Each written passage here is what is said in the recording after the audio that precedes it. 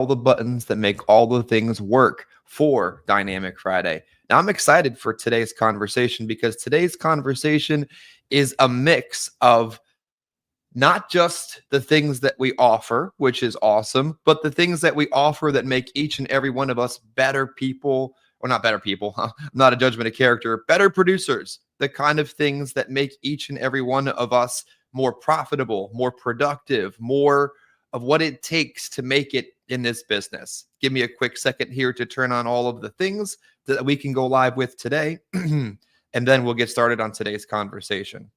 Okay, looks like we're good. All right, so resources and secrets to slaying it is today's conversation, either on Free Conference Call HD or across social media, wherever you find us today. I'm grateful that you took the time out of your day to spend it with us.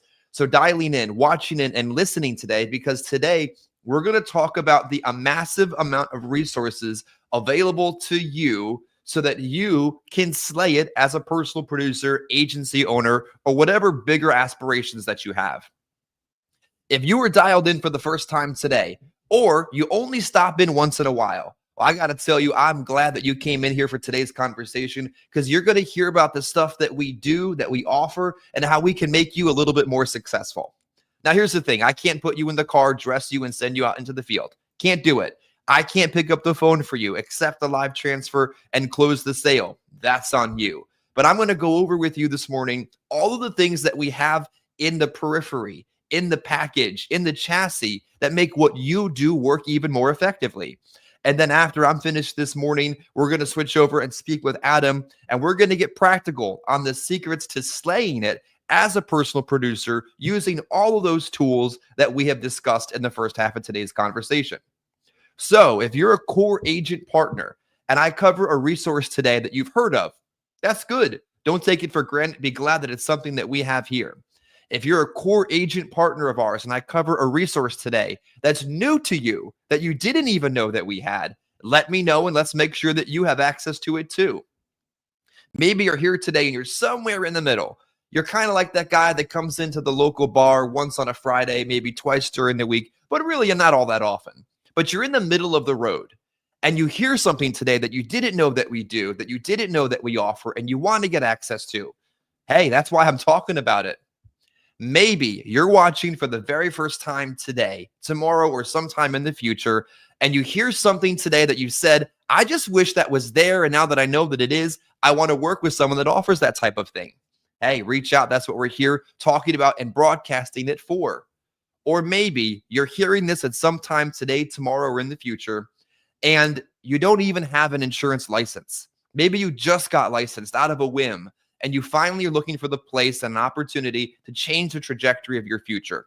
Wherever you are on that path, from a core agent partner that's here every day, to the guy that stops in once a week, to the person that just came in off the street, welcome in, because today we're going to talk about what we have to offer to make you better, and then how you can make yourself better in practical application. Today is our fourth Dynamic Friday of 2025. I believe I counted that correctly. And where we have the opportunity for you old school agents who are on the way into the field to dial in on Free Conference Call HD and listen in for the first 25, 30-ish minutes of today's conversation.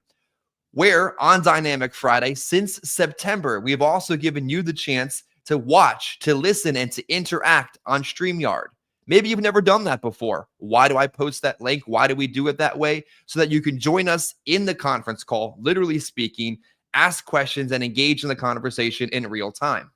Of course, why else do we do it this way? So that you can interact on YouTube, socials, and Facebook, and ask questions that we might even answer in real time on today's conversation. So however you're joining us today, thank you for being here. I can make a promise to you, can't make many of them in life, but something you're going to hear today in the first 25 minutes or maybe in the hour itself is going to put you on track to making more money today, next week, and in the future. And if you're watching now or in the future and you have a question that you want us to tackle, drop it in the comment section below. We love to answer those for you as well. So let's get into it. Let's talk resources. Let's talk the chassis of the vehicle that is this agency that gives you what you need to get in the car and drive it into the field. Some of you may have heard this before. Some of this may sound familiar to you before. Some of this might be a refresher. Some of this might be breaking news. But either way you look at it, I promise you're going to take something beneficial away from this conversation. So the first thing, as a part of our routine, our package, our chassis, our agency, is obviously insurance toolkits and the daily call. Now, this is a resource you should be pretty familiar with because you're on it right now. Duh. But also insurance toolkits. If there is somebody in our agency that is not signed up for Toolkit, I'm failing. I'm doing something wrong as being the person running the show and helping with Toolkit. If you're not signed up for it, I have no other words. Go to the website right now, put in your information, and get set up. It is the easiest way to save time, the easiest way to quote multiple carriers at the same time. I'm explaining something you already know about, but if you don't, the first resource that you should make sure that you're getting access to and taking part in as a part of what we do here is insurance toolkits. Second, what you're doing right now, the daily calls. Typically, they're about 25 minutes long. On a Friday, they're obviously a little bit longer, but this is an opportunity for you to build structure and routine into what you do. It's so important.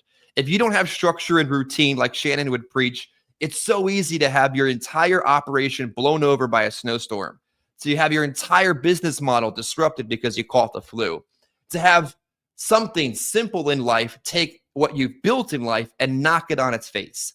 Our daily call is our start for every day, and it's the routine in which everything else is sort of built on. Not only is it just me talking, we've got Adam on Fridays. We have other people across the agency on other times of the year. Heck, I'd love if more people would take the mic and lead the beginning of each and every one of our days together. Next resource that we offer that many of you take part in that I would never, ever, ever operate my personal production without. You can guess it, right? Appointment setting. Pretty simple. I have worked with an appointment setter in some form or fashion since probably as far back as 2018. Shout out to Ryan Karras if he ever watches. He reached out to me one day when I was working with his organization and said, "You're a great door knocker. You write a lot of production." I was writing probably 200,000 a year, 5 days a week, banging on doors. He's like, "Now you need an appointment setter." I'm paraphrasing the conversation, but that's what he basically said. He said, "Here's an appointment setter. She's awesome. Treat her well, and she'll treat you well as well." It was a great run. In fact, unfortunately, she passed away in 2020, but was the introduction to what appointment setting meant to me and my business. That appointment setter helped me take my business from $200K a year, door knocking 5 days a week, to $400,000 a year in 3 days a week. Unfortunately, that lady passed away, and then we've gone through a couple of appointment setters since then. And about, 9-12 months ago, we decided to do it in-house. Many of you, as our core agent partners, take part in this platform. Many of you, our core agent partners, need to be taking part of this platform. Our appointment team, another valuable resource that we have here, trained by us, by me, in-house for you. It's a predictable, dependable, and probably the hardest working human beings on this planet that you'll find to do that job. The appointment setters require a commitment from you, a set cost every week, and a commitment that you're going to be on the program, basically hell or high water. That's part of life and running a business and making a commitment. So you heard it from me yesterday. Why do people need to use appointment setters that are in the field producing? I took my 40 fresh Facebook leads, the 20 or so direct mail that I had available, and whatever leads I had from that area in the week prior, and that, $1,500 of marketing spend put me in front of 15 people, and I wrote the amount of business that I had set out to achieve. Plain and simple. One of the resources that we have to offer that many of you take part in is the appointment team. Those of you that are on the team, I appreciate you and your commitment to it. Those of you that aren't, time to step up. If you want to see more people in less time, if you want to double your production, if you want to go from door knocking 5 days a week like it's 2016 to running a business like it's 2025 and adding appointments to your sales, let us know. Next on the list that many of you, I hope, don't take for granted, but I think is part of what you deserve in this industry, is carriers and compensation.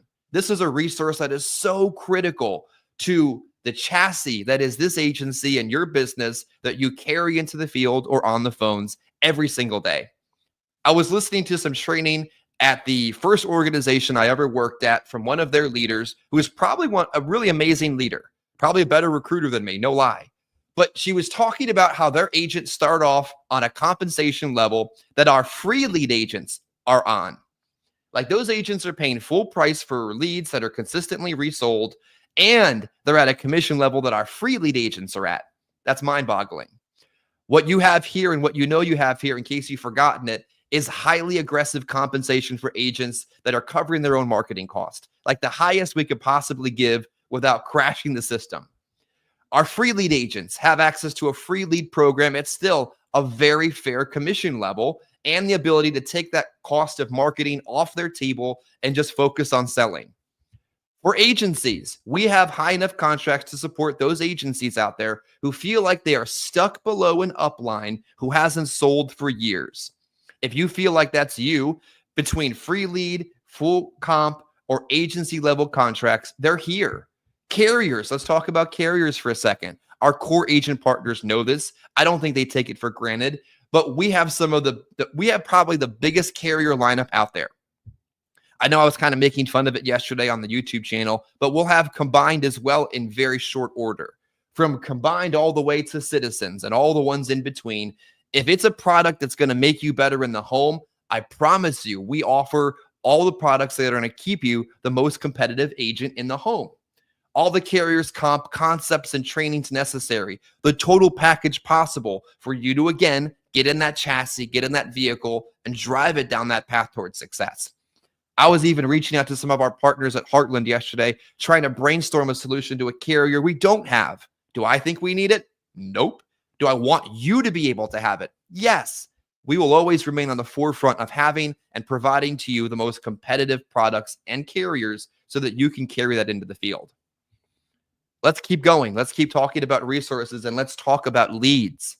You know, the amount of agents that were not on leads a few weeks ago that are now running our mini lead program on Facebook is crazy. It's actually really, really exciting that when I get out the black book and I start putting together the lead list for today and tomorrow, I can put auto next to several agents that were not even on that list before, automatically taken care of. The mini lead program is designed for agents that need to get off the ground, that can't afford a large budget, but will work their way up to that over the course of time. $275 a week, getting you approximately 10 high-intent Facebook leads emailed directly to you is an amazing way for agents to start and to scale their business to the place they know it needs to be. Appreciate each and every one of you who've made that commitment, who have signed up, who are on subscription for those leads every single week. And if you're not, and I've texted you about it, let's talk about it. Sure, of course, we offer full-sized orders. Sure, of course, our field agents have exclusive, proprietary, TCPA compliant direct mail provided to them at $39 a lead. Sure, we can offer Medicare direct mail. Gosh, I love Medicare direct mail. Talk about a freaking easy way to get in the door and make a significant difference. For our telesales agents, live transfers. Like if you're sitting at home working your phone to the bone and your finger to the grave or whatever that way that goes, and you're not getting anybody on the phone, why don't you just have them call you? We offer live transfers through some of our partners for our telesales agents. If you're sitting in the home and working over the phone, besides the transfers, we are this close, I promise you, this close to launching the highest intent telesales, Facebook leads, and social media leads out there. And many of you know who we've partnered with to bring that to you. Many of you don't know yet, but it's really exciting and it's this close. Direct mail all the way to digital, interactive Facebook leads to mini campaigns. If you need people to see, we have options for you, even for free. Let's talk training. Last Friday, here's another resource that you know we have. Maybe you don't know that we have that I want to talk about. Training. Last Friday, I had 2 of our core agent partners on a virtual training on Google Meets. We spent about 45 minutes before I went to urgent care working through the presentation. Heck, if you need help, we're here to offer it. If you need help and I know you're working and buying leads and doing everything right, we're going to set time aside privately on a Friday for you and I to spend time and fix the presentation. Everyone can get better. In fact, I got better by spending time with them. So we offer some of the best private training because it's the training of what we do in the field, not some behind the desk webinar that hasn't worked in 10 years. Technology. Why am I talking about these resources? Because these are the kind of resources that will allow you to make money, more money in less time. We are this close. Again, here's another one coming down the pike, this close to launching our partnership on the CRM that I've been teasing, talking about, working on, negotiating for months. No matter your business model, field or phone, this is going to help our core agent partners and even agents in the industry that aren't partnered with us that want to purchase this platform better organize their leads, receive their leads, have their leads interact with automations. Guys, I told you about yesterday, one of the appointments I sat on Wednesday literally set himself. That's crazy. This CRM is going to allow you to better organize your leads, send cards to your leads, service your clients, do what you should be doing in your business because your business is moving into that modern era of organization. I'm excited when that comes. Stay tuned. That's another resource that we have to help you carry your way into the field more productively. Next on the list of resources that we have that that we have that maybe you don't know that we have is community. Sure, you probably could do this business alone. I probably could. Would I want to? Absolutely not. I promise there are plenty of places you can go as well out there in the industry where they're going to shake your hand and compliment you up front and then stab you in the back at the same time. That's awful. Who would want that done to them? Here, we have a vested interest in your best interests. Sounds a little redundant. Maybe it's a bumper sticker phrase, but it's the truth. It's the truth because the moment I agreed to have one agent in my hierarchy, I made an agreement that I didn't even quite fathom at that moment, which is kind of like a permanent agreement, that I was going to put the needs of whatever that agent or agents or agencies are below me ahead of my own. It's kind of like having kids in a way. You make an agreement at that moment in time to put their best interests ahead of your own and to do what's necessary no matter what. That's what building an agency really is. That's what building a community really is. That's what you hear, and you should know that your interests come before mine. Leadership is knowing that a community can still continue forward even if the person at the front isn't always there every single moment of every single day. Any moments in time, I know I could text people here. They can take the mic. They can lead a conversation. They can take care of another agent because we value the support of others here. And if you're not getting that where you are, well, time to have that conversation with us. Let's keep going. Let's talk about resources that we have that that we have that maybe you don't know that we have that make us better and make you better. It's Medicare and the cross sale. Loyal is life, health, and wealth. It's not a one-trick pony. It hasn't been for years. And this is why. I talked to an agent 2 days ago who is probably a huge, massive producer that probably even outproduces me, but doesn't have any focus on residual income products. And you know what happens about 6 to 9 months after you stop when you're on the first year hamster wheel? Your income stops. That's it. That's the end of the show. I mean, you might get a call here or there. You might get a referral. You might be able to fall back on someone that fell off the books. But when you're not focusing on more than cash flow first year products, there's no long-term game at play here. We believe, you believe, and if you haven't yet, I hope you hear this and believe in selling products that pay today's bills today. Obviously, that you can buy your leads on a Friday, pay your mortgage on the first, that type of stuff. But we also believe in the importance of Medicare products that build your residual income, that make deposits like they made into my bank account this morning for over $6,000 from a single carrier, that kind of deposit. We believe in ancillary products that help clients that will stick on the books better than that toothpaste that stuck on your shirt this morning that you're really not sure how that happened. You get the point, right? If you're not doing both of these things, or if you're at an agency or an organization or on your own and no one is teaching you how to include Medicare into your life insurance sales, please, let's have a conversation. If all you're doing is leading with life insurance and that's it, and you're working with us or you're working somewhere else, now is the time to have the conversation. How do I get my license? Where do I go for AHIP? How do I get ready to sell? How do I get out of the first year hamster wheel and know that I'm building a future? Because, hey, I'd like $6,000 deposited into my bank account too. We can teach you. We've done it We've unlocked the cheat code that is the cross sale in combination with final expense. Many have tried, most have failed. We've gotten it here. And last but not least this morning, before I turn over the conversation, not just about the resources that we have to offer, but how you can personally slay it in the field using these resources, is the future. I want to wrap up my part of today's conversation, my part of Dynamic Friday, by telling you the future is so bright. The future is so incredibly bright. The opportunities that are at our doorstep are so close to even maximizing the trajectory of what we're doing. The people that aren't here and have missed it, they're going to regret it. If they're still in this business and they look back at what is just knocking at our doorstep, they're going to regret the fact that they weren't part of that progress. We have grown so much in such a short time when you look at the long history of this industry. Now it's time to share what we do with more often so that more people can find that success. The foundation is here. The additions are done. The building is built. The future is so bright, and I promise you, so much is just right around the corner that if you keep going, driving that car and riding the chassis, success is going to get so big. We're going to help so many more people find the future they deserve. We're going to continue to provide the systems, the structure, and the routines that make you successful.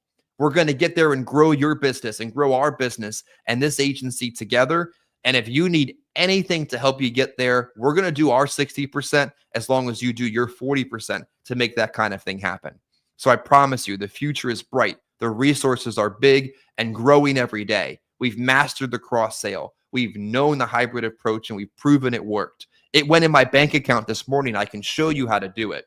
The community of people that are here for your best interest, and the fact that we are here for your interest above ours, the technology that is going to continue to increase and allow you to make more money in less time and do things you could have never done on your own. The training will only continue to get better. The leads will only continue to find more and more creative ways to put you in front of people and do what has always worked in a cost-effective and predictable manner. The carriers and the comp will always be there. And last but not least, the training, the calls, the tech, and the team to support your mission here on a regular basis. Adam, I'm going to turn it over to you as we hang up on Free Conference Call HD and go exclusively on socials, StreamYard, and such for the second half of today's Dynamic Friday. Hey, good morning. Good morning, Chris. How you doing today, Chris?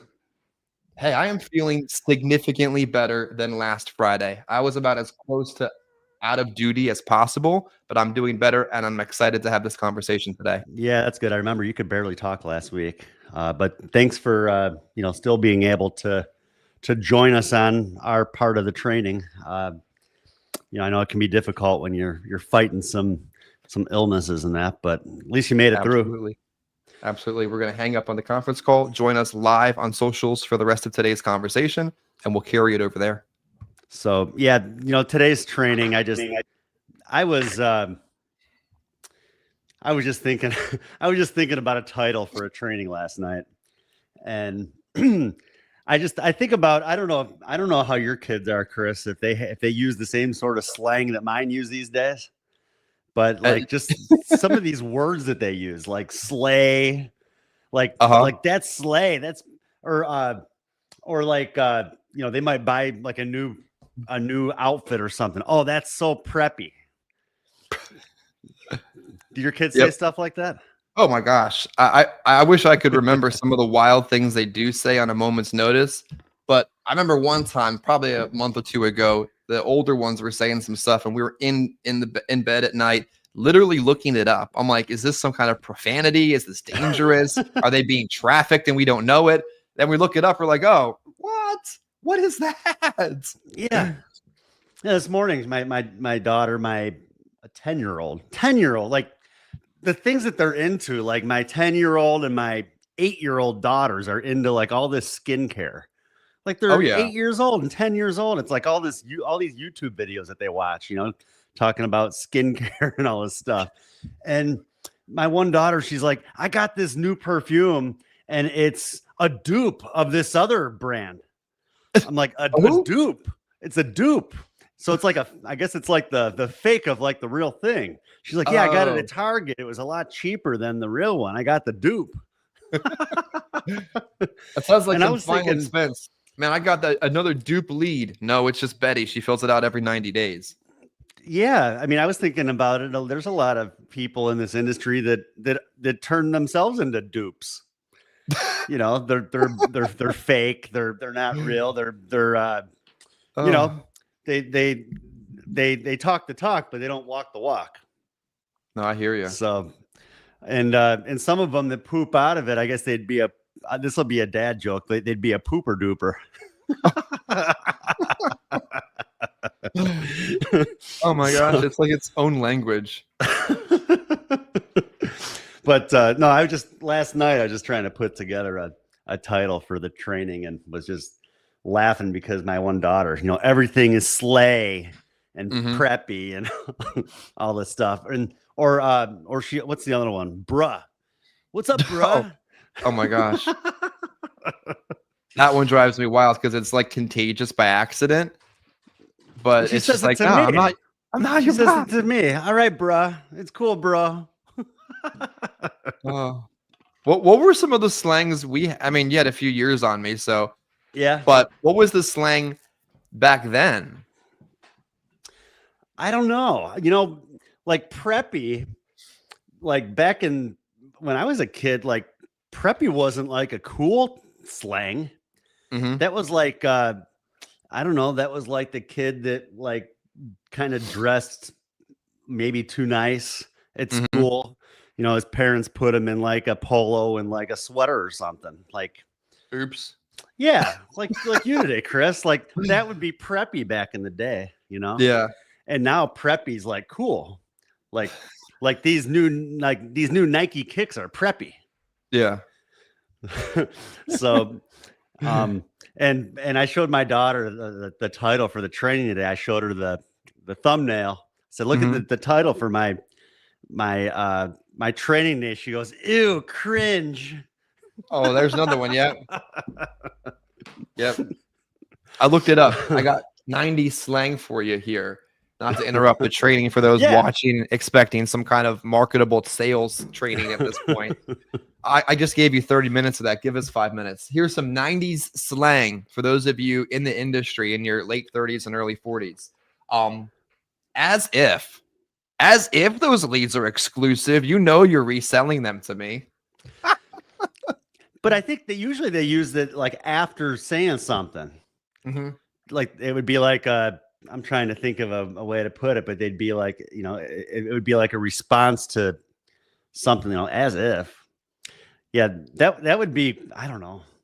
I never said as if. That kind of sounds like a Valley Girl. Yeah. sort of slang. Maybe we should look up Midwest slang for kids in Illinois. Then we would have understood what we were talking about. How about rad? Well, that's rad. Yeah, I don't know. I mean, we'd say like dude. Dude, what's up, dude? Now it's what's up, bruh. Yeah, now it's what's up, bruh. Oh my gosh. What's up, bruh? That's fly.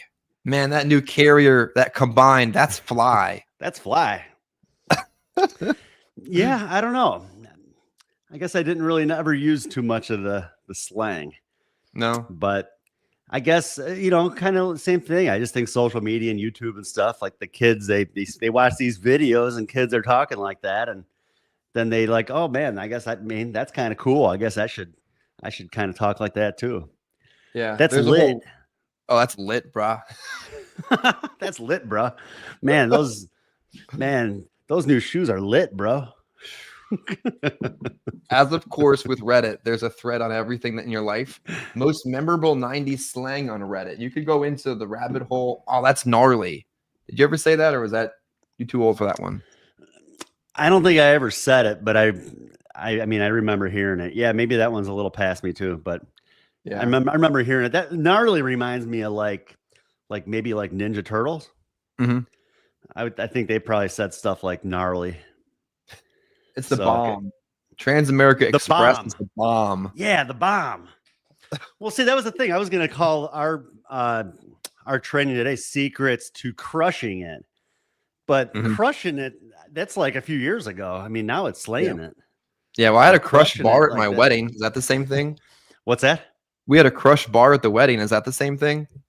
No, it's a drink. I don't know. Is it? Okay, yeah, crushing it. You know, like Gary V, he's got the book called Crushing It.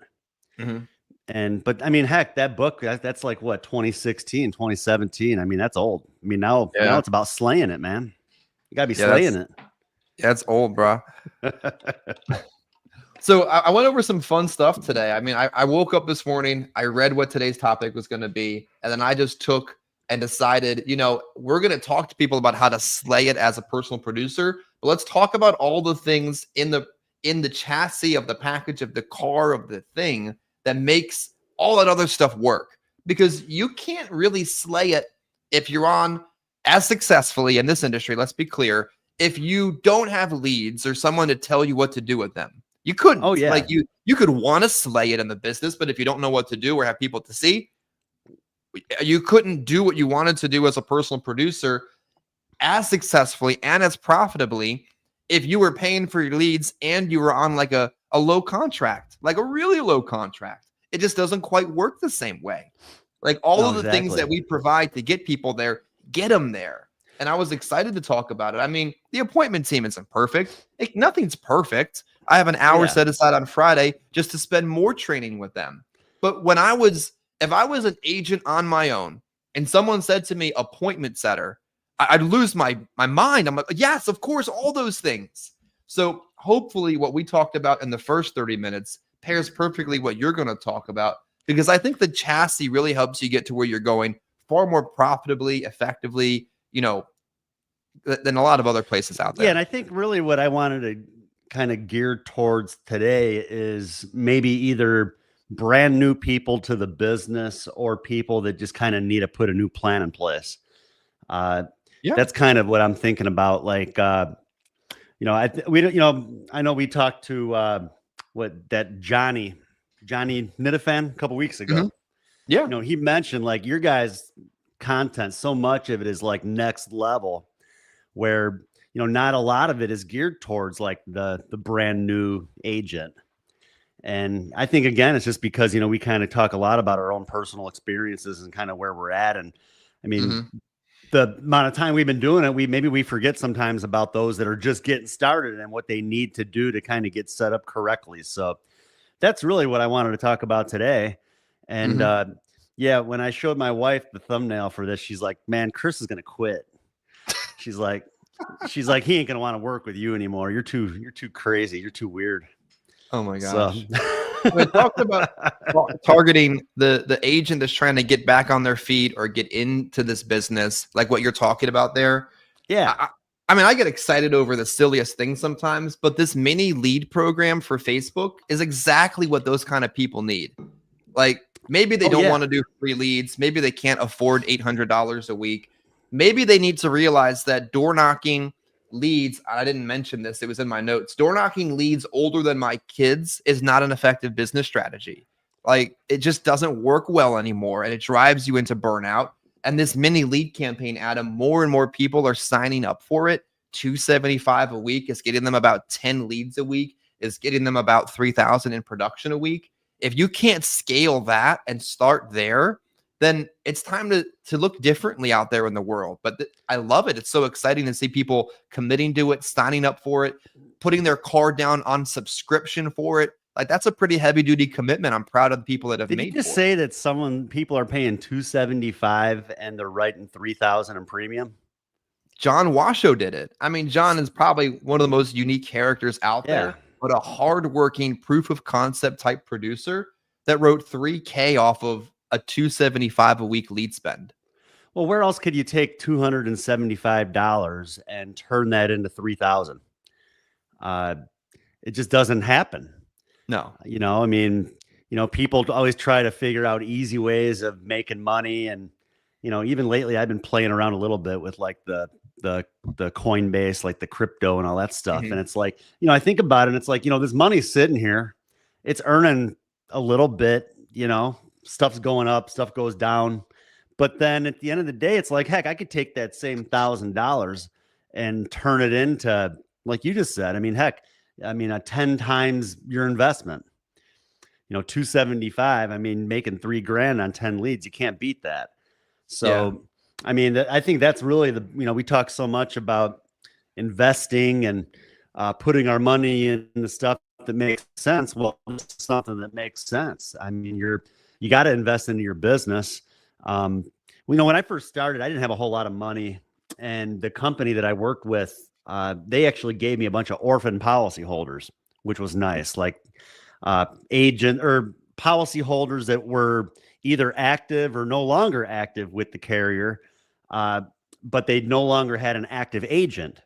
So it was like they just wanted me to go out and service these people. And that was a great way to start because, yeah, I didn't really have a whole lot to work with. But the problem with it these days, I don't know any carrier that'll just hand you over a bunch of names of clients to go see them.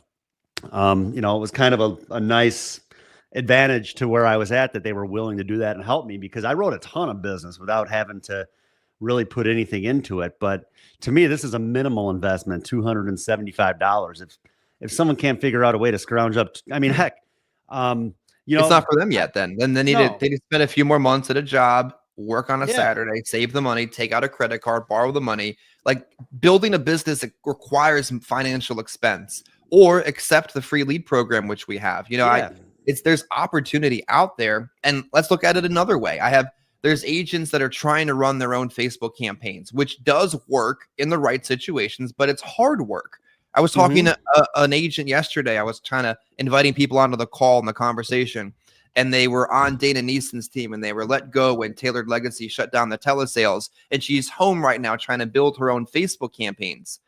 That's hard. Like, that's literally a hard thing to do. And last I checked, my license said insurance producer, not marketer. I'm going to hire a marketer that knows how to do the marketing for me so I can do what I know how to do. And collectively, we can run a successful business together. So I'm not saying I'm sorry, I didn't mean to cut you off. Continue. Yeah. I'm not saying don't run your own Facebook ads, but I'm saying if you're struggling to run your own Facebook ads, so you're getting a $50 a lead cost, outsource it for now. Let somebody else do their job so that you can do yours. Well, all I was going to say was, Chris, that, like, if there's a will, there's a way. I was watching this. It wasn't YouTube. It was actually on Amazon, but it was this YouTuber. I forget his name. I watched it with my kids. They would know.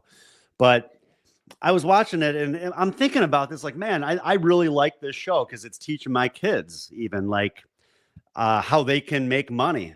Like, this guy, maybe some of the younger people that watch would know. I can't remember the guy's name, but he started with a penny. And he was in California, and he had to make his way to Florida with a penny. And he took the penny, and, like, he offered it up to somebody, and they gave him something. He sold that for something else. Ends up, like, getting some money. He ends up, like, selling bottled water on the beach. He goes to Walgreens and buys a cooler and gets some ice, and he's selling bottled water on the beach. Figure, like, he bought like a case of 48 bottles for like $5 or something. Turns around selling bottled water for $2 a piece, making all this money. And then from there, he's doing other stuff. Like, I think he ended up buying a bike while he was there. And then he started door dashing, and he's door dashing people food and stuff. Like the guy started with nothing and made its way all the way to Florida, starting with a penny. And it just kind of got me thinking, like, our business, people complain about how they don't have money for leads. Like, figure out a way to make $275. Like, you could DoorDash for a week and make enough money for leads. You could Uber, pick people up and drive them around for a week if you have to. Like, this guy even did like what was it? It was like a dog walking service. Like, people like on an app, they fill out this form, like they want somebody to come walk their dog for an hour. Like, all these little things, the guy's cashing in, making extra money. Like, but so many people, I feel like they'd rather sit around and complain about how they're broke. And it's like, all you got to do is just figure out a way, make a little bit extra money. Same thing. You turn that $275 investment into $3,000. And then from there, I mean, it's, smooth sailing from there. Just rinse and repeat, reinvest into your business every single week. And you're never going to have to worry about money. But I just think that, if there's a will, there's a way. Figure out a way to do it. If you don't have to just focus on insurance. If you need money for leads, figure out a way to do it. Figure out a way to earn some money to invest it into your business. Yeah, I always tell the story. I started in the business, left working as a paramedic transitionally over about a 60-day period. And I had always saved a little bit of money every single week in a Capital One account. And anyone out there could do it. If I could do it on $19 an hour, anybody can do it. It was like 50 or $100. I just tucked it away. And then when I needed it, I had $10,000 in the bank. And I said to myself, if this doesn't work, at least I won't be homeless. That gave me the peace of mind to take a leap of faith. And then I was told, this is what you do. You sign up for leads. You put your credit card on file. They charge you for them. They email them to you and you go work them. Okay, that seems pretty simple. I set up a credit card, Adam. I don't have average credit, making $19 an hour as a paramedic.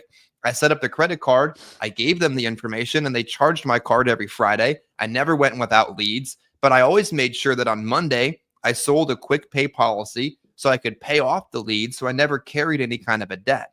I just set it up to work right from the very beginning. So the moral of the story here is there's a will, there's a way. Heck, we can start you at $275. You can, and the whole purpose of the program, let's be clear to those watching, those signed up for it, those considering it, is that's not where it stays. Every month, raise it $100 a week. Every month, raise it $100 a week. And before you know it, it'll be warm out. It'll be a beautiful summer day. I'll be broadcasting Dynamic Friday from the Hilton in Ocean City. And folks like John Washa will be spending, I promise you, if he does this right, $800-900 a week, and he won't even notice it because he'll be getting hammered every morning with fresh leads and making more money than he's ever seen before.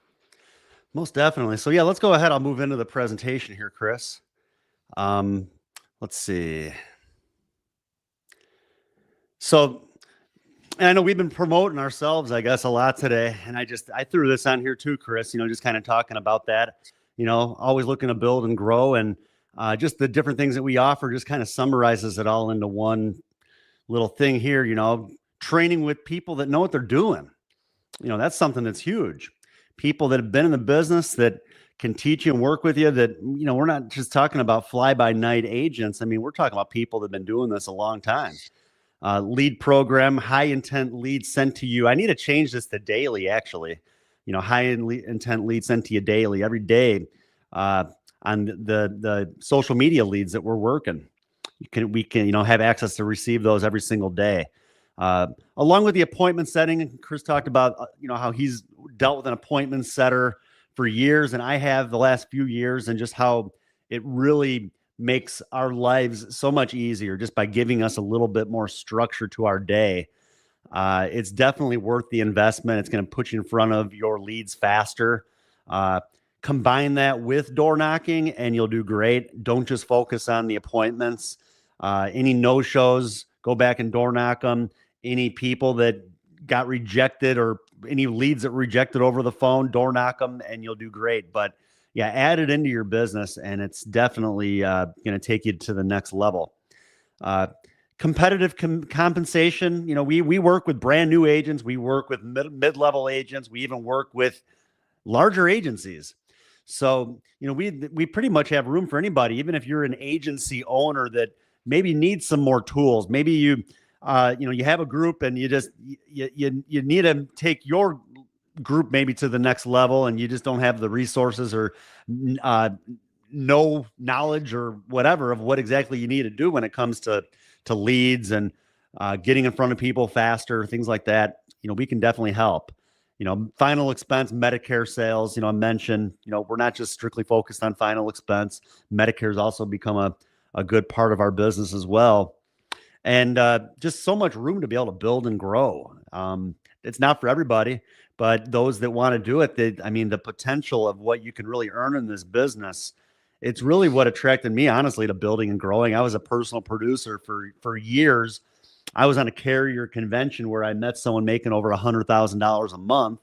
I'm like, how the heck is he doing that? I mean, heck, I'm working my butt off. I don't make anywhere near that kind of money. Yeah. And he was building. He was basically teaching people how to replicate himself. He knew how it was done. It's just a matter of teaching people to do things the way that you want to do them, with the way that you do it, without them changing things, really. I mean, if you know what works, that's how you want to teach your people how to do it. And as long as they follow it and learn it and don't change things, they should do really well. And just all the different amazing incentives, trips, rewards. I know Chris put together some sort of contest right now for agents that's just kind of based off of quantity of applications written. And then just different trips and rewards throughout the year, along with the different carriers that we work with as well. So, but anyways, we've talked a lot about that today. Let's get into the meat and potatoes, Chris. We're going to talk about getting your business up and running for you brand new agents, or as I mentioned, maybe you just need a new plan of action. Maybe you've been in the business, maybe you're kind of hit a wall or something. You're just kind of struggling, and maybe you just need a refresher.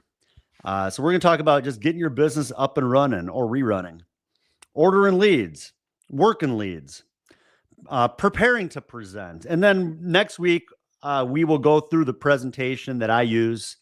We could either role play it, Chris, or maybe we could even find someone that we could invite on. I know me and you've done it before. Maybe we could have someone else on and we could kind of work through the presentation with them. First thing, if you're a brand new agent, I just think it's very crucial to learn your carriers. The better you sound in the home, and the easier it is for you to answer questions when they arise, the better. You need to know your carriers. Toolkit, of course, helps. For those of you who don't have it, I think it's a necessity, especially unless you're just working with one carrier. Most people are not in this business. They usually have at least a good handful of carriers that they do business with. So with that, you need a tool like Toolkit that can help you learn the underwriting a lot better, honestly. And for me, I mean, I kind of know the underwriting now with majority of the carriers that I work with, but it still definitely helps. You run into different scenarios. You're not quite sure if it'll go like first day coverage or modified with a carrier, but the toolkit definitely helps, because really my goal is to do what I can to get people that first day coverage. And I want to make sure why would I want to write somebody a return of premium modified policy if I can write them first day? So that's really my goal, is to do what I can to find the person a policy where I know that I can get them covered from the very first day. And that's what I like about the toolkit. But keep it simple. If you have one company that insures most of the people you talk to, lead with them. That's what I do. I know that people like to spread business all over the place, but if you focus on one carrier, you can reap the benefits and rewards from that one carrier as well.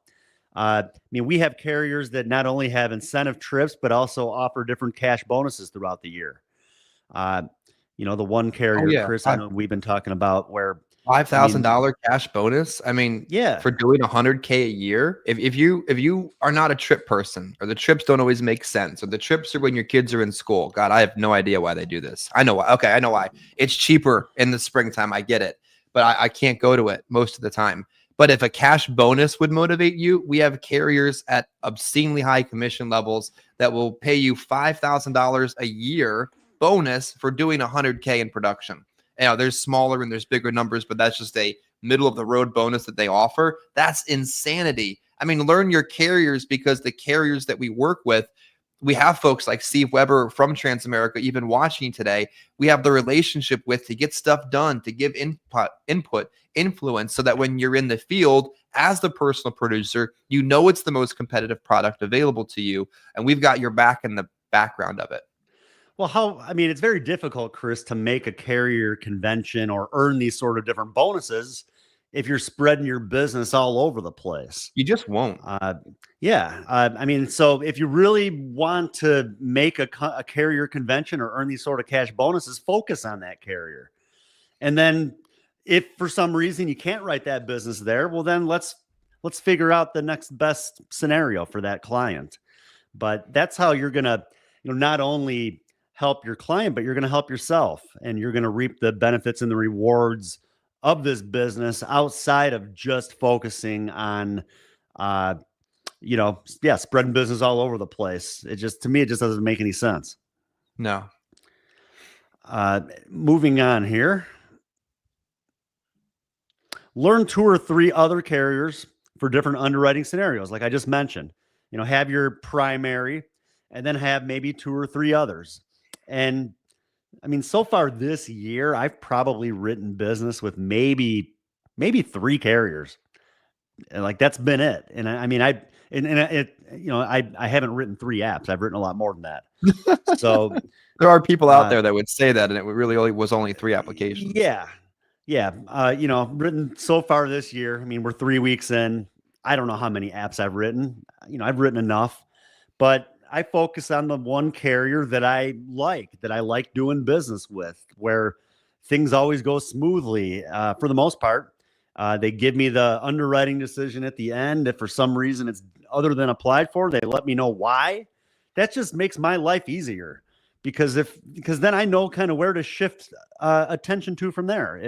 If they're not the best fit, well, then I know the reasoning behind the decision, and I can find the best carrier that will accept that person first day, if it's a condition that would be able to get first day coverage somewhere. So, but like I said, there's so many different carriers. I'm not going to throw one above any others here today, but just find one that you like and lead with them. Find a few others. That's all you need. Like, if you're with an IMO and they right away, when they contract you, they're getting you contracted with like 10, 15 different carriers, I would like hurry up and run, because to me, that's just a group that's just trying to take total control over your business, and you don't need all that.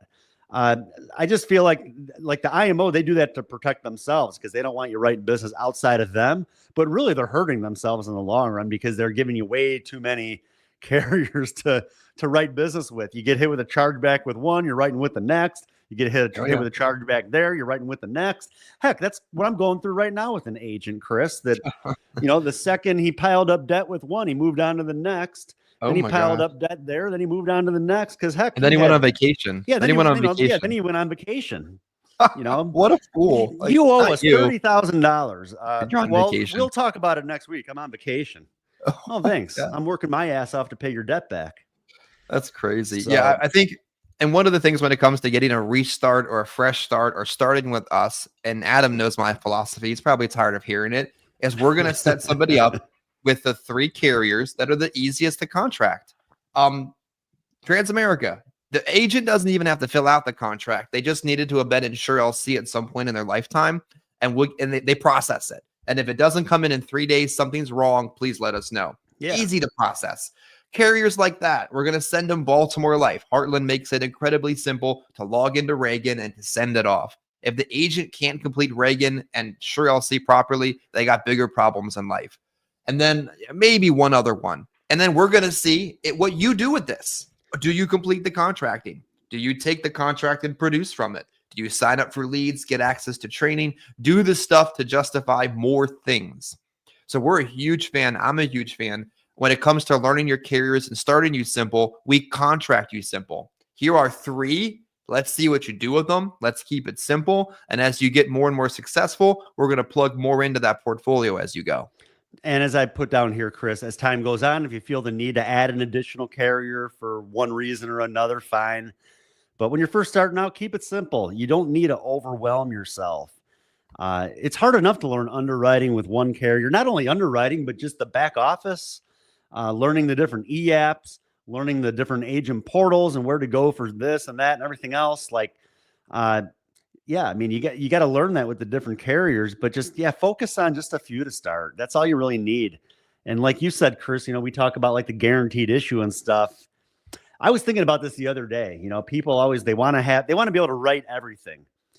And like when I look at like my business and like my persistency, I don't know what the correlation is there, Chris, but it seems like the unhealthiest people fall off the books the fastest.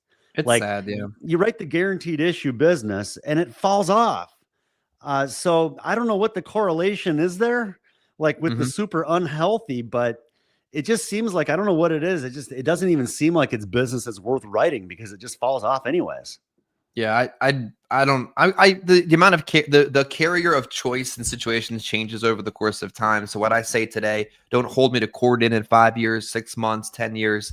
But like, if I can't get somebody approved with Royal Arcanum on their graded benefit, they probably it's just not a good fit. Um, People that are very, very sick at a very young age are also unfortunately very financially irresponsible. It's a weird correlation that mortality and actuaries will tell you. Don't ask me. That's just what they tell me. Yeah. So that's why a lot of times that business just doesn't stick very well. Or you're picking the wrong company, or you're captive and you're selling something that's easily replaceable. Like if you're writing with a company named after American president, and just because Betty's on Plavix, she's modified, and with me, she's preferred. That's a whole different situation. But if you have to think to yourself, man, I'm not in the field, Adam, this week because I just don't have a guaranteed issue company yet. Brah, come on. Come on, bro. Come on, bro. Go out. There's a reason why companies don't all offer guaranteed issue. Hello. The business sucks. They're all telling you something. So keep that in mind. The business is garbage. They don't want it. Like, I mean, I've talked to carriers that don't even really want modified business. I mean, they take it because they know that because they want all the business. Exactly. If they didn't accept the modified, well, then if other places are, the chances of the agent placing a good portion of the business there is pretty slim. So, but a lot of them, that's why their rates are through the roof on modified, because they'll take it, but they really don't want it. Yeah. One of our favorite companies, he even said to me in December, we're okay with the graded and modified business. We're okay with it. Like we want 89.55, most of your business. And then whatever you can't throw it somewhere else. And they've structured it relatively fair pricing wise. The preferred isn't the cheapest, but the modified isn't the worst because they want most of it. I remember back in the day when we're talking about carriers for agents, they're not on the market anymore, but settlers used to have a preferred, a standard, and a bronze. And as long as you weren't dying in front of the agent or had HIV, which I thought was silly, they would qualify for bronze. But you only could put certain amount of your business in bronze because they didn't want all your half-dead final expense clients. It gave the agent the opportunity to focus on a carrier that had 95% of the business you could place with them. So think about that as a personal producer, and think when you come to work with us, not for us, we don't hire people. That's not how this works. That we're going to set you up with a couple companies to keep you super competitive, get you out to the races, and then we'll add more as we go. We want to see you run with the ball first before we keep throwing more plays at you. Well, and if you're only writing, like, I know there's some carriers like even like Transamerica, they accept like the Direct Express card. Yeah. But I could almost guarantee you, and I know Steve is on here watching this morning. I bet that they look at their business and what agents are writing. And if they see that all the agent is writing is Direct Express business with them, they might not keep that agent. I mean, they want a good mix of business. They don't just want the Direct Express business. They want that agent writing their good business with them too. Absolutely. So, you got to give these carriers a good mix of business. And that's why, same thing, you don't want to do all these different one-offs for certain health scenarios. Do what you can to write as much with the one primary carrier. Because then that way, at least, and I mean, and especially, I would say the primary carrier that I write my business with, I mean, my persistency is the best. And it all makes sense. It's the best quality business. I mean, I bet my persistency is over 90% easy with them. Very seldom do I see business fall off. But yeah, like I said, I don't know what it is. Sometimes the scenarios where they're not accepted there and you got to go elsewhere and they maybe have some more health issues. It seems like sometimes that's the business that falls off a little bit faster. So, but anyways, yeah, let's keep going here. Study the different carrier products and agent guides. We talked about insurance toolkits. I think that's a must. It's worth the cost of one direct mail lead. I mean, I don't even miss it. It comes right off my credit card each month. I don't even realize I'm spending the money on it. I mean, and you make that money back so quickly anyways.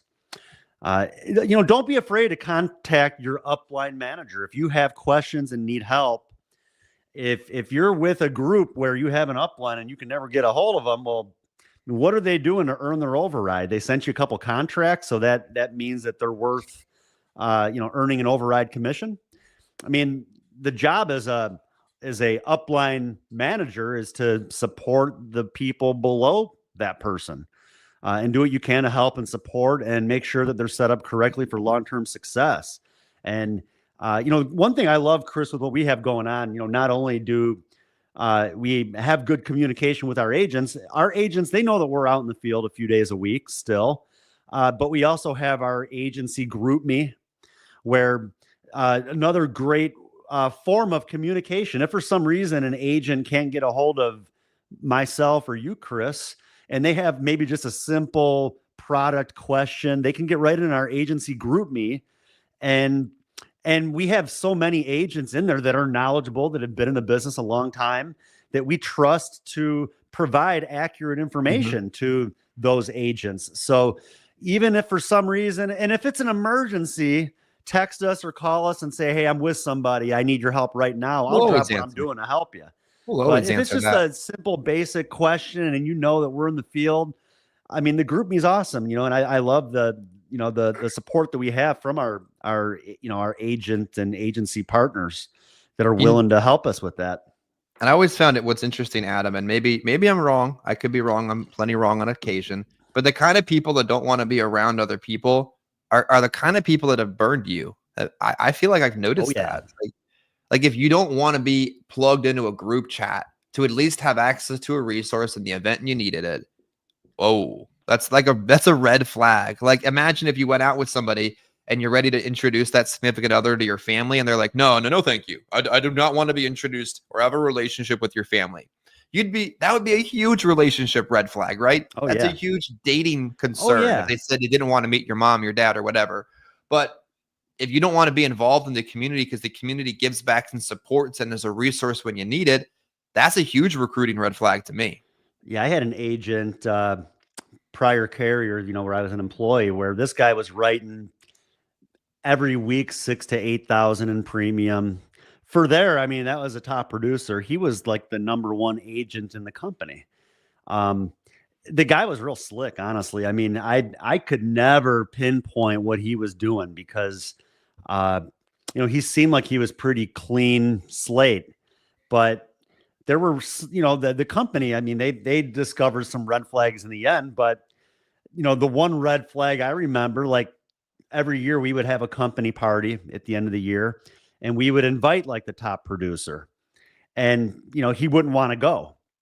Oh no, I'm just way too busy. Kids got this and that, and, sports and everything else. And just way too busy. I told him he'd probably end up getting a bonus check. So he showed up. But and I Googled the guy not too long ago, and he was actually getting sued by a different carrier. So I wonder if I can guess who that is, but we won't say it online. Yeah, I don't know if you could or not. I don't know if you know this guy or not.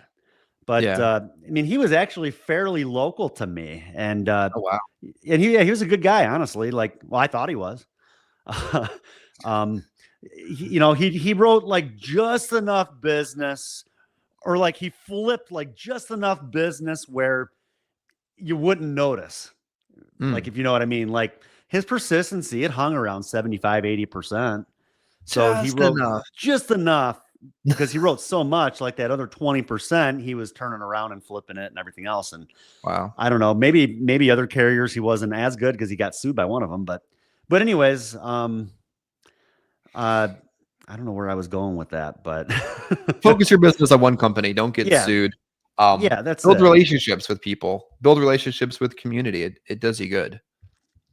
And that was it. Just like you said, those that don't really want to communicate or be involved. That you really gotta, like most guys, if they're doing stuff the right way, people have egos in this business. Absolutely. Like, God, they want to be in front of people. They want everyone looking at them. I went to a meeting yesterday, Chris, with a carrier. I showed up. We got to start doing some events, maybe, Chris. We need to start and maybe I just need to start going to some more stuff. But it's just so funny with all the work that we do, like with the social media and everything else. Like I show up at this thing and people are like, "Oh my God, Adam Brsan's here." I'm like, "Okay, yeah, I'm here." and it's like, to me, I don't know, don't really think anything of it, but like to me, it just kind of showed me that like people actually do watch and see our stuff, and like it does add a lot of value. So I think that maybe we need to do some more stuff like that, either attend different events or maybe even put together our own event for some people to come to. Yeah, we're working on the CRM partnership that is just this close to being ready. Is going to have part of the subscription package that the agents are invited to in-person events. Like it's an exclusive event to subscribers where they're going to come in and just get training, like free training, hangout, presentation, products and such. And part of the partnership is me ideally hosting the events in this market for people to come into. So it's that what you're talking about, we're this close to being able to be a part of too. Yeah, that'll be good. So 4 things that I believe are crucial to your success as a new agent or someone that just maybe needs to get their business fixed a little bit. Money management, I would say, is probably number 1. I mean, you got to be good with your money. You got to set money aside for leads. I've had plenty of good agents that go out there and slay it, Chris. They slay it. Slay it. They've slayed it in the past, or a few years ago they crushed it, but now they slay it. The bomb. Yeah, they were the bomb back in probably like the 90s, early thousands, but now they slay it. But no, they used to slay it, but they weren't good at managing their money, and they were in and out of the business because they got to the point they didn't know how to generate any more business because they weren't good at managing their money. They spent everything they earned. They didn't reinvest into their business. And then they were back to, their 9-to-5 salary position where they're held back from their full potential. Consistently ordering and working leads, kind of correlates right in with the money management part of it. Not only do you need to order leads, but you need to order them consistently every single week. You don't want to take a week off. I don't care if you're taking vacation, like doesn't matter. You just keep ordering leads because you don't want to fall into that trap of like not ordering one week and then not ordering the next week. And then all of a sudden you go through like a dry spell where there's just not many leads coming in. It could lead you into falling into like a production slump and everything just kind of fishtails from there. Yeah. So real quick on that one, there's 2 ways this works for digital and direct mail. Consistently being on, especially our mini Facebook lead campaigns, means that marketing money is going into that pot consistently, which drives down the lead cost and increases the amount of leads you get on the mini campaigns. So it might be 9 leads this week, 10 the next. It might be 13 the month after that because it's consistently marketing that campaign and that market for that agent. Consistently ordering direct mail is because the direct mail that drops from the vendor's system on Monday is not the leads you get on Friday. Usually, Tom Masterson is getting leads that are like 3 days old tonight. It's insane how quick Kansas City produces. Tom, that's exciting for you, man. Consistently ordering direct mail. We did not drop mail the last 2 weeks of December. I strategically planned for it. It was just part of the process. Nobody was shorted, I don't believe. But the last 2 weeks have been very stressful, waiting for it to catch back up again because there was no mail going out the door the last 2 weeks. We had inventory, we had stock, we had stuff out the door. But when you stop mailing, it doesn't stop coming in right away. It's when you least want that to be a problem. I've probably been saying this online for a decade at this point. Hopefully somebody's hearing that. But we consistently mail and order. We have those leads on autopilot because if you don't, you're not going to succeed. No, exactly. Like I said, it's just a matter of being consistent. And even like when it hurts, you got to keep, you got to spend the money. You got to reinvest. And that's just kind of how you have to look at it. You got to know that you're going to come out ahead. You got to know that, right now it hurts. I have to spend this $600 or however much, but you just got to know going in, I'm going to be making that money back. And even if it's just a minimal investment of the 275, Chris, like I said, if they're, go out there and DoorDash for a few days, you can make that money to be able to purchase those leads, and you're going to turn that 275 into 2,000 or 3,000 like John did. So not a bad deal. Great investment. But like you said, especially with the Facebook campaigns, because I was running I was running my own ads a couple years ago, and every single week the lead price continued to go down. And that's another reason, like you said, why it's important to be consistent, because that ad, the key is you want that ad to continue to run. If you shut the ad off and then you start it again, it's like you're completely starting over. And then you're going to be paying more for the leads. You keep that thing running. And I remember, when I first got our ads going, it was like $30 a lead, and it went all the way down to like $7 a lead. So yeah, the longer you do it, more, and Facebook, they want your money. So the more that you give them, the more they're going to show your ad to people. Yeah, and it maximizes the audience. It responds better. It knows who to target. It retargets. Consistency in marketing is what works. People don't just advertise their business once and shut it back down. So be realistic about this. If ordering consistently is a problem to you, either let us set it up on autopilot, or just let us take care of it and take a lower contract to know that you don't have to worry about it. And it's a little bit of structure with learning a presentation, and just structure to your day. What is your day going to look like? What is your week going to look like? Put things in order a little bit so you know where you're going to be going. Heck, I was at this meeting yesterday morning, Chris, and while I'm sitting there, I'm putting my route together. So I knew where I'd be going as soon as I got out of there. Learning a presentation, not just showing up and winging it. When you have a little bit of structure, you just look better when you're in the house. If you have something to work off of, like my presentation, it's a visual presentation, right on my iPad. I'm scrolling through the different slides as I talk to the people, as I ask them questions and I get them involved.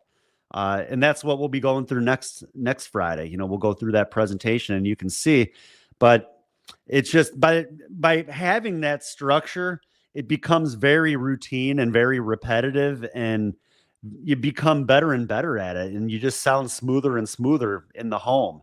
If you're just winging it, you're probably going to continue to stumble over your words and never really have a beginning to end way of structuring your presentation, like from open to close. Work ethic, same thing. Don't come on our trainings if you want to just watch the trainings but you aren't willing to go out and work. There's just no point. What's the point in sitting around and becoming a professional student if you don't want to go out there and do something with it? There's plenty of better things to watch on Netflix than us. Like, this is designed. Well, go to work. Like, we want to help you be successful, but all this stuff is the 60%. If you're not doing the 40%, why are you watching the 60%? Like, we've given all of this out there. Now it's your turn to go run with it.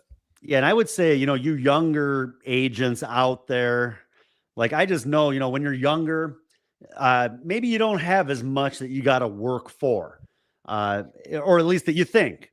I think, for one thing, you want to think big, and you don't want to just focus on, making that one sale and, okay, I made $600 and, well, that's all I really need, so I'm happy now. You got to think bigger than that. And if that means that you need to go out and purchase some stuff that you got to, put yourself in debt, that's not a bad thing. I had a situation with an agent that I thought could have been really good. He was a younger guy. He still lived at home. And I think the problem was everything had just been handed to him his whole life. He didn't have to pay his phone bill. He didn't have to pay his auto insurance. His parents were making his car payment for him. Like, what do you have to work for? And so if that's your case, and if you have those sort of luxuries, great, congratulations. But think bigger. Maybe go out and buy a new car and put yourself in some debt where you got to have something to work towards. And it's not a bad thing. I remember, Chris, when we were looking to build, and this was actually prior to like when we finally built our house, because I didn't take this guy's advice when he gave it to me. This was back probably 2014. My wife and I were looking at some houses, some pretty good sized houses. And, this one house I was looking at was like, I don't know, $750,000. And I'm showing it to this guy. Actually, the guy I was friends with that was at that company he was making like $100,000 a month. And he's like, what's holding you back? I'm like, I don't know. He's like, well, just go buy it. Even if you don't think you can afford it, just go buy it. Because if you believe in yourself and you'll go out there and work, you're going to be able to afford it. And I didn't do it at that time. And you know what? I'm sure even at this point, I probably would have been able to purchase that house and remain in that house. But then I did take the guy's advice a few years later. I mean, I bought a house before I had the money to build a house, and did everything I could to get us in the home. And 6 years later, we're still here. So yeah, and that's the power of this business. Like if you're Yeah. looking at this and you're not receiving that yet, or you're looking to get started in it, or you want this to be a reality, you have the ability to buy time and print money by deploying this system properly. You can lie to yourself the rest of your life and waste your full potential at what you could have been. Plenty of people do that. Probably most in this industry really do. But if you want to give yourself something to chase, you absolutely can. And figure out, all right, I need $10,000. Okay, $10,000 divided by this much production at my commission level, based off of this many leads and that many appointments. Go.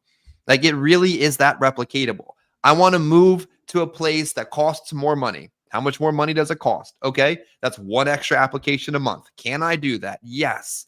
I need a new iPad. My iPad is slow. It crashes. Get a new one. Like it really depends on the scale of the thing that you're trying to do, but you need to give yourself something to chase sometimes. I think, interestingly enough, from an agency perspective, maybe in the process of giving out the highest commissions possible, maybe in the process of just giving and giving and giving, we haven't given things to chase. And sometimes these MLMs of the world have grown big because they've got the carrot and the stick out in front of people so often. You want a 75? Write 5K. You want an 80? Write 10K. They got the carrot and the stick thing going so hard that people push themselves to get there. I've always believed just give them what they can get from the very beginning.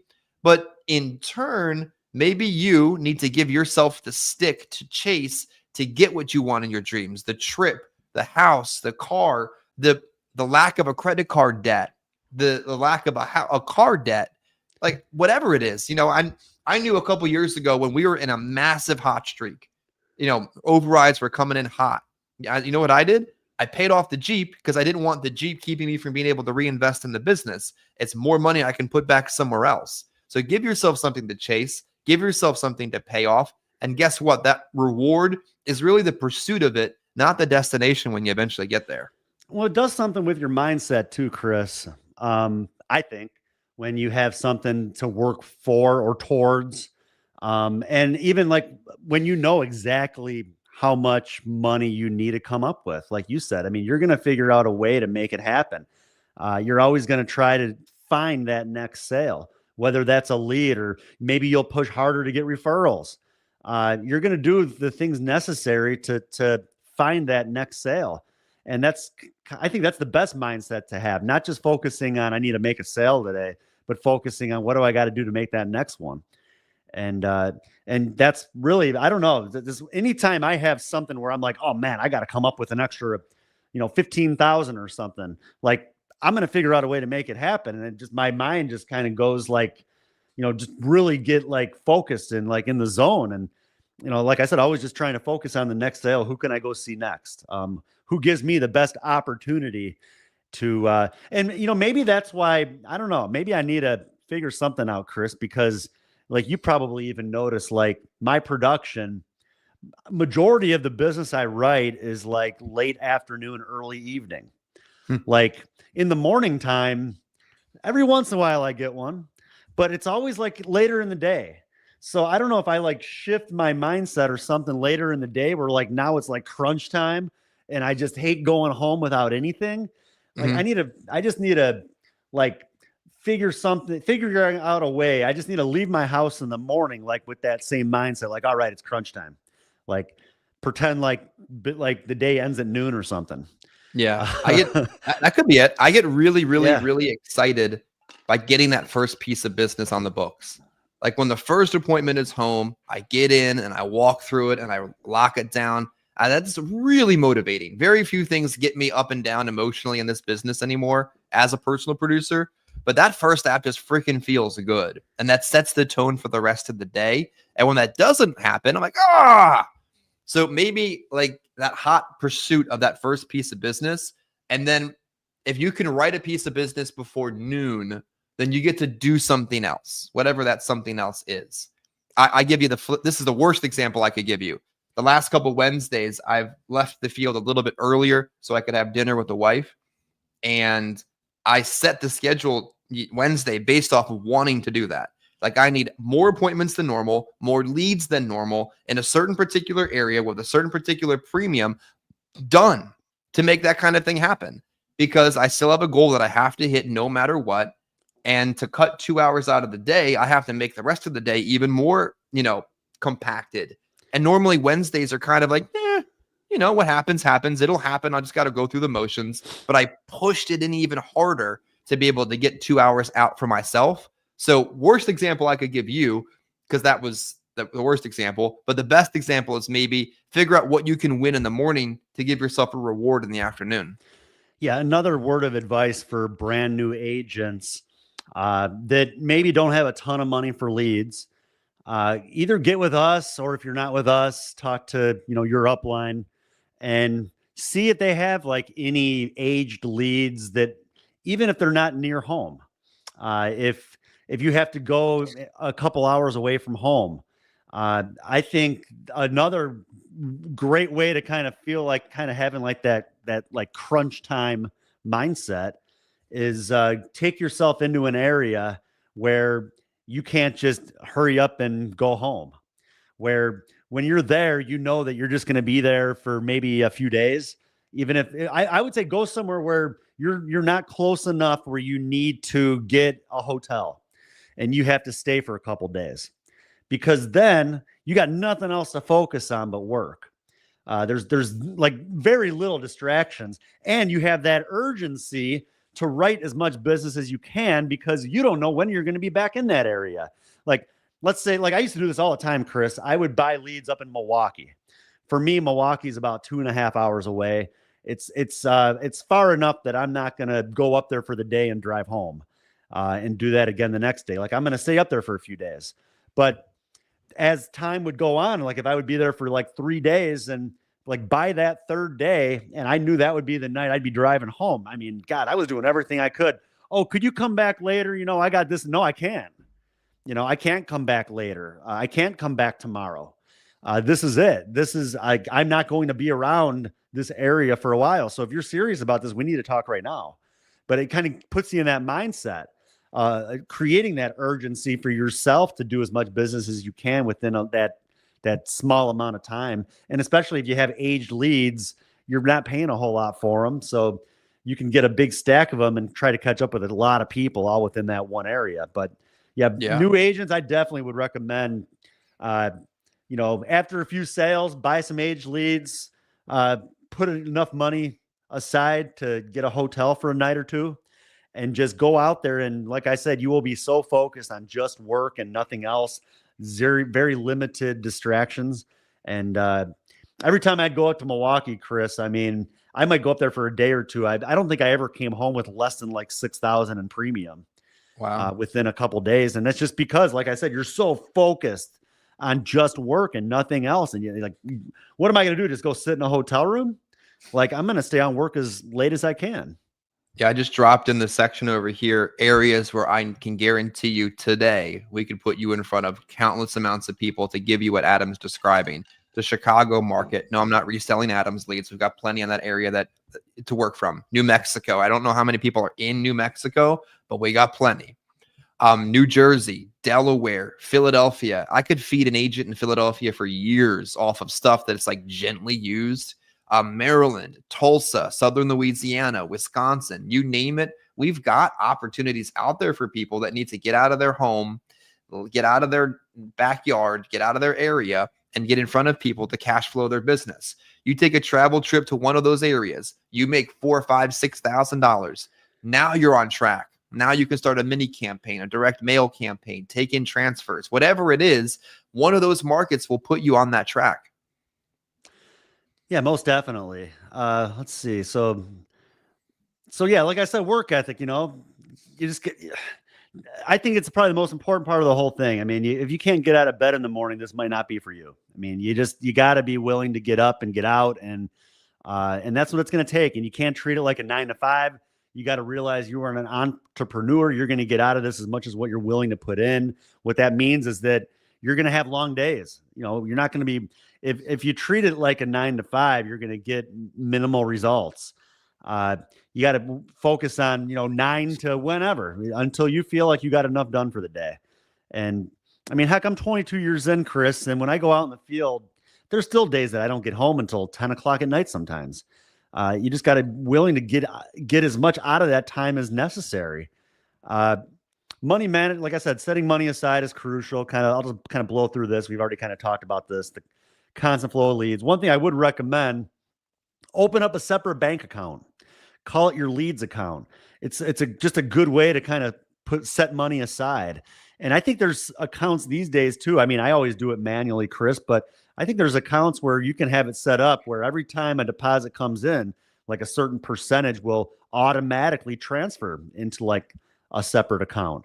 But if there's a account out there that you know of that does that, that's what I would recommend. Makes it easier, maybe even a little bit less work, and it won't even feel like it's happening. All of a sudden, all this money will just appear in that side account that's your leads account. But I recommend to transfer 30% of every deposit you get into your leads account. 30% might sound high, but you're better off to have more than enough set aside than not enough, because you got to have that money set aside for the leads each week. Use the money in the leads account to place an order every single week. Your first week, remember, it takes money to make money. You may have to invest more into your business the first few weeks. It's called opening a business. Yeah. That's a reality of opening a business. And you know what? A lot of businesses, people take loans out to get their business started. Well, you could open up a credit card and you could use that credit to purchase some leads, knowing that you have to pay that back. Yep. Yeah, like you said, that's kind of how you got going. If you don't have money for leads, do whatever it takes. Like I said, you could do the stuff I talked about earlier, just to make that money real quick. Or you could work your warm market, people that that could be good candidates for this.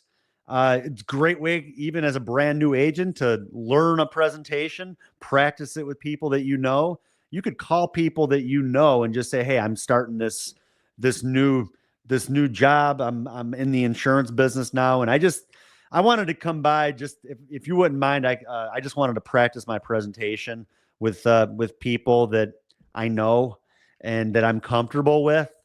And you'll end up writing some business too, and probably getting some referrals from those people.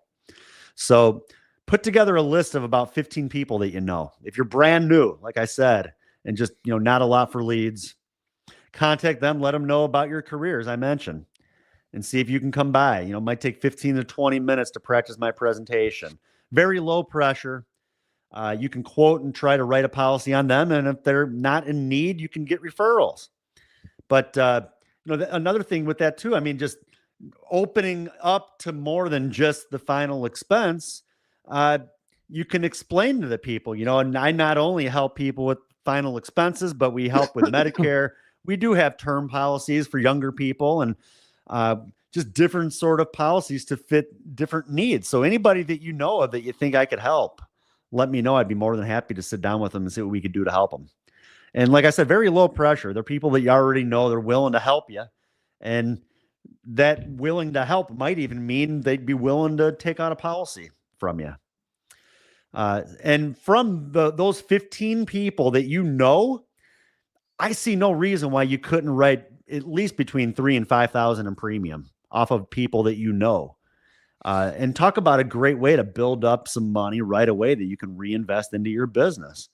So that's something that, you know, a lot of the different MLMs, Chris, they do a lot of this stuff, but it works. They I mean, build why not? entire businesses off of protecting their warm market and gathering referrals. Yeah. I think it's a damn shame we're not better at that. And now I'm not saying churn your warm market, write your sister up on every single carrier and then rewrite her again. That's only going to create problems. But I am making sure that you make it clear to your friends and family and people that are important to you what you do. You know, I have never forced myself on a single person to buy a policy, but they all know. It just let them know. And if this is new and important to you and exciting, get a fast start. And if you are a licensed agent and you're looking to get a restart, I got the simplest trick for you. Hour and 30 minutes into the video. Make a list of 15 to 20 people that you've already sold a policy to who you know would let you in their home if you stopped by to use the bathroom, and do a policy review. That's it. I'm just here to review your policy, Adam. I'm going to go over it, and at the end, I'm going to go over the current inflation numbers and make sure everything is all right. Yeah. That's it. And you're going to write 3,000 to 5,000, get a restart, and more importantly, get a mental restart about your business because those people liked you and knew you and trusted you and bought again, and then you're back in the game. So that's another way to do it for agents as well. Most definitely. I mean, I do policy reviews all the time. And you know what, Chris, and even a brand new agent, you know, brand new person to the business might say, well, I can't just go back right away. I just wrote business on that person. You know, I got to wait at least a year before I go back and see that person. So that's something that would be good for me down the road. But what about right now? You could go back.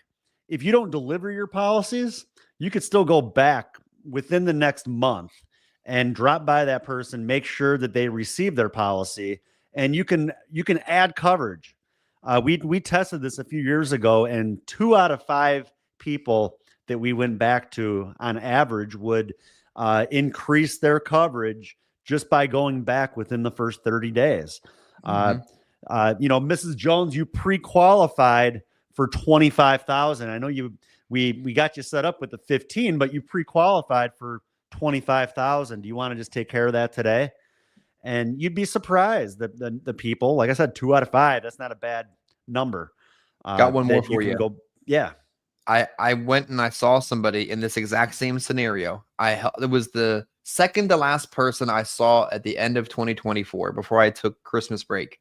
I wrote her a Medicare plan, and I think that was the only piece of business I had put in the home. Planted that small flag like we talked about on Thursday. And then I'm in the same area a couple weeks ago. I'm just like, this is not turning out to be a very good day. And I'm thinking, who else do I know in this area that I just go to and see what would happen? Show up. And I'm like, I hadn't even talked to that lady about hospital indemnity coverage. And I bet you this lady trusts me enough to do whatever I ask her to do. And it's a good thing to have. She's not on Medicaid. She would use it. I go out to the home. Deborah, I forgot to go over activating your hospital indemnity coverage with you. Oh, sure. Come on in. And you know what I found, Adam, is her husband was awake. Shockingly, he was a Medicare recipient, got an MAPD.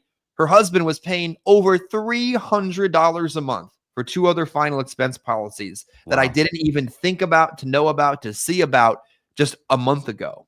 Going back opened up that opportunity to me. So you don't have to wait 6, 9, or 12 months to do a policy review.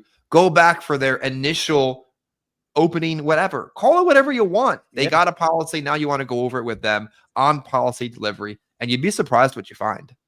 No, that's awesome. No, that's, like I said, if you don't deliver policies yourself, just within the first 30 days, go back. Like you said, you just never know what you're going to run into. And and you know what happens, Chris? They trusted you enough to take out the policy, but they might not trust you completely yet. They might like you, but you know, it seems like this guy's legit, but I'm not sure. But once that policy shows up, they everything that you told them actually happened. Now they're willing to do more business with you. Okay, this guy's legit. You know, everything that he told me became a fact. You know, everything became true. So now I know that I can trust this guy, and now I know that I have other family members that I'm willing to send his way.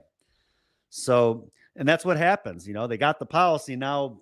Like I said, you pre-qualified for the 15. I know you have your policy right here for the 15, but I'm sorry, you pre-qualified for 25. You want to just take care of that today. Let's focus on the fact that 15 is enough to cover a burial right now. But what happens if you die 10, 15, 20 years from now?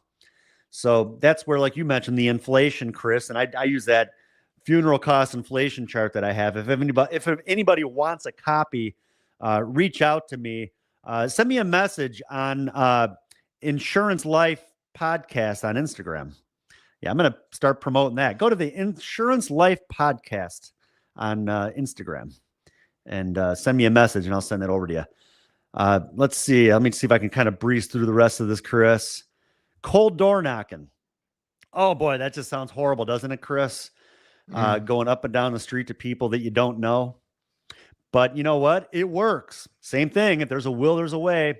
I was overfinanced with a company that, well, they financed me leads. I think it got to the point where at the time, I don't know, the financing, I probably owed them at least maybe a couple $1,000s in leads, maybe a little bit more than that, maybe like 3,000 or something. They pretty much said, we're not going to send any more leads. You need to write some business with what you have. And if you can't, well, I guess you're just going to have to go get a job at Walmart. So I decided, well, I don't want to go work at Walmart. I want to find something better to do. So I decided to pick out a neighborhood where I already had leads, and I just started cold door knocking, one after another. I figured all it's going to take is one person to let me in their house, and that will start to turn things around a little bit. And so, I mean, I've done it. I've done the cold door knocking, and it's something that we've tested as well. The best areas are middle to low income when we're focusing on the final expense, and houses that are close together. There's a lot of areas in and around Chicago for me, Chris, where they call them they call the homes like bungalows, where they're very close together. Like every single house is about probably 10 feet apart from the next, where I can knock out going up and down that street pretty quickly. And like I said, you just never know what's going on the other side of that house. I've knocked on doors cold where the people just got home from a funeral, and they're like, oh my God, God must have just sent you to us. Like, we were just talking about this. We just got home from a funeral. We know we need this. So it's not all going to be negative. Like, you think that you're just going to knock on doors and people are going to slam the door in your face. I've experienced more positive than negative from it. And I would recommend to maybe print out a flyer or like order some door knocking pieces, or I'm sorry, like door hangers, where you can put the door hanger on the door. If I would do that for people that are not home, or if they just tell you they're not interested, hand them the flyer, and they'll either throw it in the garbage or maybe they'll give it to somebody who would be in need. But that's usually what I experience more, is people saying either, yeah, come on in, we could use this, or thanks for going around and trying to help people in the area. We're all taken care of, but maybe we can share this with somebody else that we know. Those are usually more of the responses that I receive when I've done the cold door knocking. But this is the script that I use when I cold door knock. Hi, my name is Adam Brsan, and I'm a benefits coordinator licensed with the state of Illinois. I've been assigned to do a neighborhood enrollment for a state-approved final expense program that will pay your family up to $50,000 in the event of your death to cover all funeral expenses. I just need about 5 minutes of your time to see if you'll qualify. Can I come in? It's as simple as that. They'll either say yes or no. And, you can't get anywhere with them, move on. If you get in, great. But, and it's good exercise, especially when it gets a little bit nicer out. Like today, it's, 5 degrees out, might be a little cold. But you know what, though? Cold days, door knocking, people are more willing to let you in, too. You stand out there freezing. So, but just kind of breaking it down, another option, you can cold door knock a list. List Shack, I don't know if it's still a thing or not. I got to look. My dad used to use List Shack a lot. You can order a list. You can sort the list based on age, based on income, to really narrow it down to the right client. And you can narrow that list down to the last 4 digits of the zip code. Like by me, a certain zip code might be like 60435-3772 or something. Like you can narrow it down to those last 4 digits. That's going to put you right in the middle of a neighborhood. And then you can door knock that list. Hi, I'm here to see Mary. Yeah, Mary, I just have you on the list here as someone who may qualify for a state approved final expense plan. And it's just my job to come by to go over those benefits and to see if you qualify for the $50,000 option, whatever. Just there's different ways of handling it. But like we said, there's a will, there's a way. Facebook aged leads, aged direct mail leads, like we talked about. Just different ways of doing it that, just a matter of getting in front of people.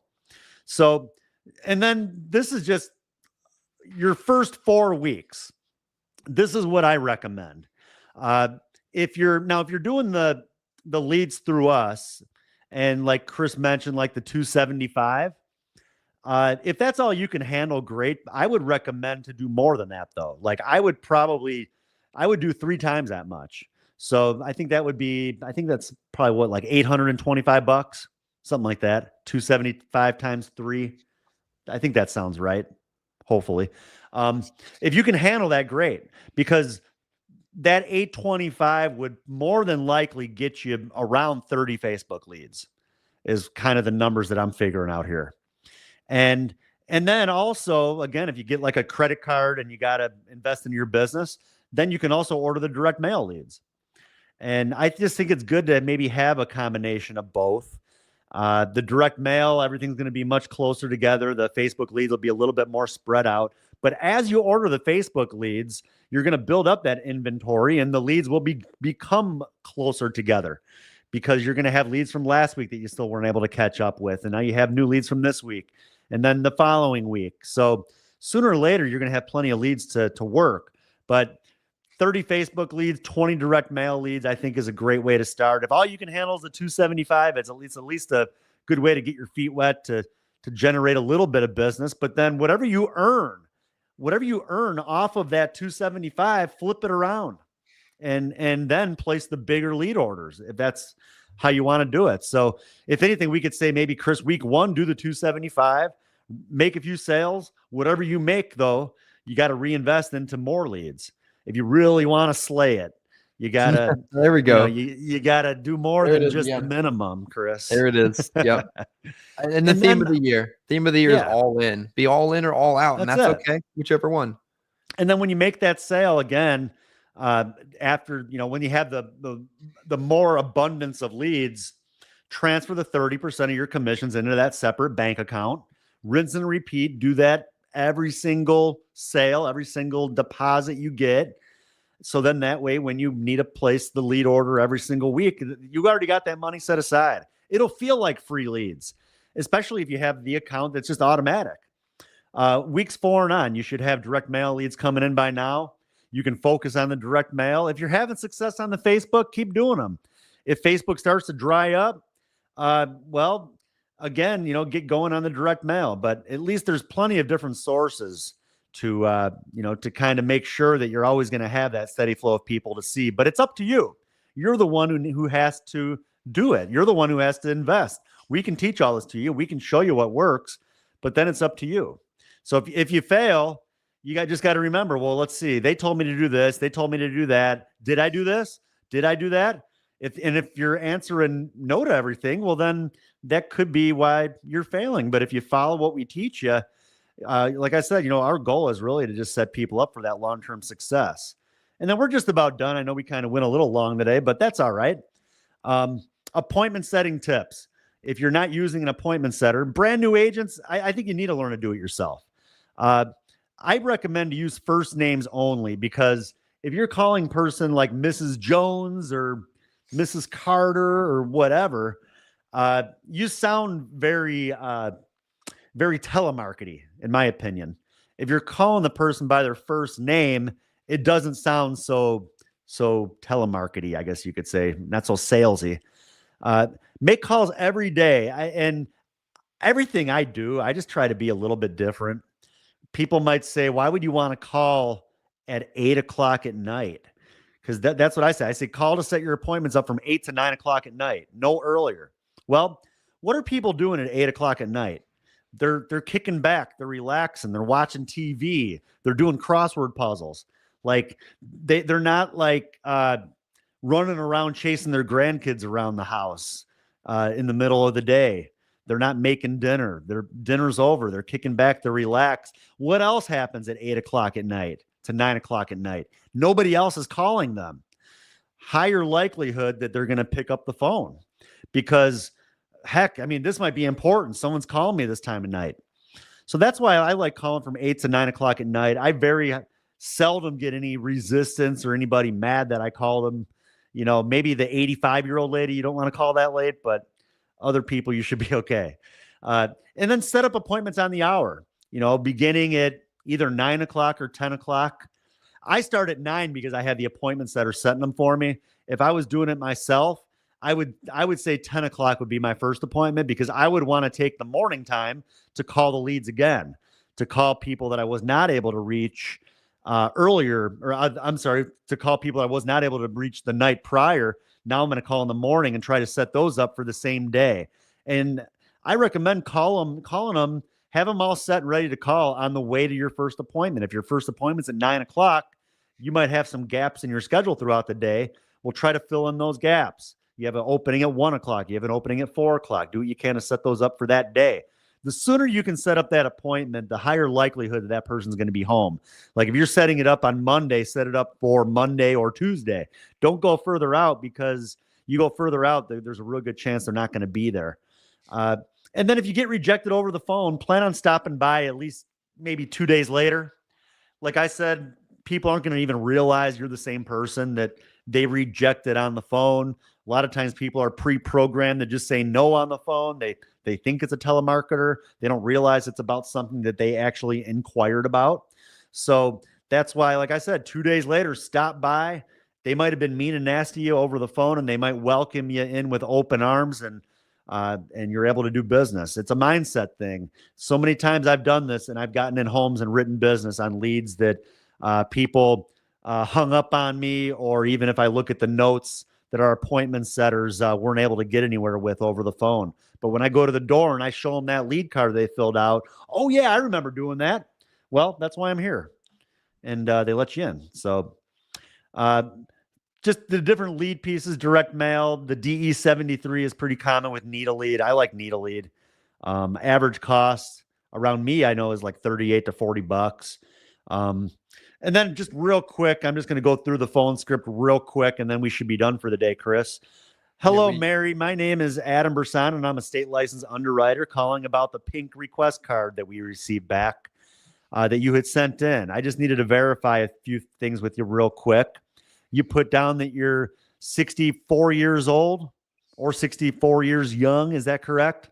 And I have 84. That must be from 20 years ago. Maybe it is.